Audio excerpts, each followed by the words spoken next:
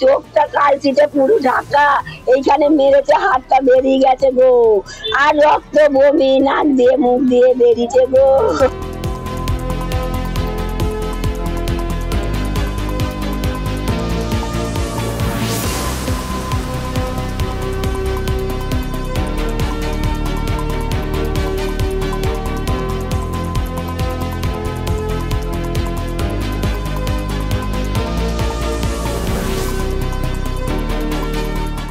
আমার ছেলে রথ দেখতে গিয়ে আমি ফোন করছি, তখন 7:30 বাজে। আমাকে বললো মা তুই কি খাবি? আমি বললাম বাবা জিলিপি খাবো, নিয়ে আসবি? বললো মা পয়সা নেই। আমি তাহলে বাবা তোকে কিচ্ছু আনতে হবে না, তুই বাড়ি আয়। তারপর থেকে আমার ছেলেকে আর ফোন করছি, ফোনে আর পাচ্ছি না, আর ফোনেতে ছেলে পাচ্ছে না। ওই অপু ধারা আর ওই মহাদেব ধারা আর বাপ্পা ধারা। কখন বেরিয়েছিল? ওরা বেরিয়েছিল 6টা।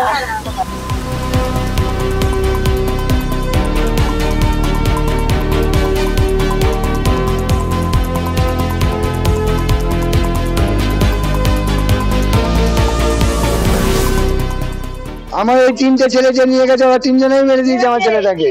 আমি কোনো কথা বুঝতে চাই না, ওরা ঘর থেকে ডেকে নিয়ে গেছে আমার ছেলে যেতে যেতে অ্যাম্বুলেন্সে বলছে, এই নাম বলছে, এই অপু ছেড়ে দে, এই অপা ছেড়ে দে, এই তোমার ছেড়ে দে, এই ভাষাটা কেন বলছে?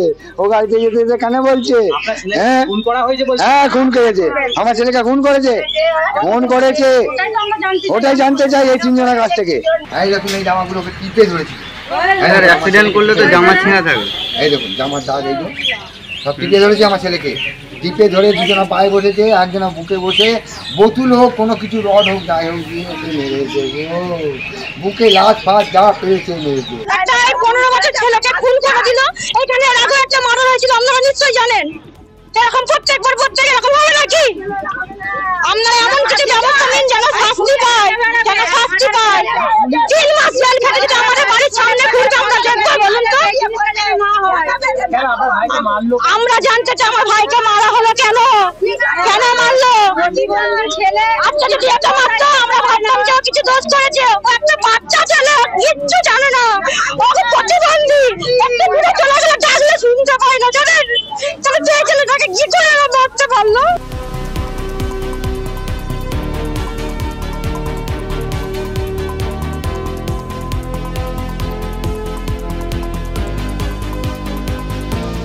কোনো তো আমাদের সঙ্গে কারো শত্রুতা নেই, আর ওই বাচ্চা ছেলের সঙ্গে কি শত্রুতা বলুন? এগুলো মিথ্যা। আপনারা কি মনে করছেন যে নিচকে এটা অ্যাক্সিডেন্ট? অবশ্যই অ্যাক্সিডেন্ট। আমরা স্পট দেখলে তো বুঝতে পারবেন, বা পুলিশ তদন্ত করলে তো জানতে পারবেন যে কী হয়েছে না হয়েছে। ছেলেরা বাইরে কাছে মা দিনে সব কথা বলেও না, ছেলেরা কী করছে না করছে এদের যেন অনেক রকম করে এখন অনেক রকম কথা বলবে এখন সবাই। মানে আপনার কি মনে হচ্ছে খুন করতে পারে আপনার ছেলে? আমার তো বিশ্বাস হয় না, ওদের ছেলেদের সঙ্গে আসে ঘোরাঘুরি করে, এইদিকে সব আসে ঘুরতে, এইখানে পুকুরে মাছ হতে আসছে ছেলেগুলো।